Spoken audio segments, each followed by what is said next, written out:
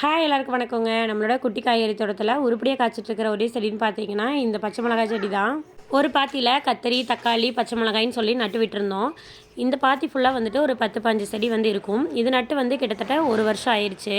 வீட்டு செலவுக்கு பச்சை மிளகா பொரிச்சது போக மீதியெல்லாம் வந்து செடியிலே விட்டுருந்தோம். அது எல்லாமே வந்து இப்போ பழுத்துருச்சு.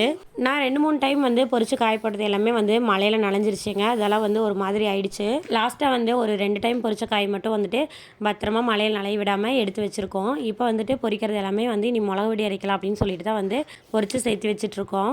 இப்போ நான் பொரிச்சிட்டு இருக்கிற இந்த செடி காய் வந்து பார்த்தீங்கன்னா புதுசாக நட்டு வச்ச நாற்று. பொரிச்சு வச்சிருக்கிற மிளகாய் எல்லாமே வந்து பாப்பா தூக்கி தூக்கி எறிய ஆரம்பிச்சிட்டா. அதனால வந்து உடனே கொண்டு போய் காய போட்டலாம் அப்படின்னு சொல்லிட்டு கிளம்பியாச்சு. இப்போ கொண்டு போய் மாடியில் வந்து காய போட்டாச்சு. பக்கத்தில் காய போட்டுருக்கிற மிளகாய் ஏற்கனவே ஒரு வாரத்துக்கு முன்னாடி பொரிச்சு காய போட்டதுங்க. அது எல்லாமே நல்லா காஞ்சிருச்சு.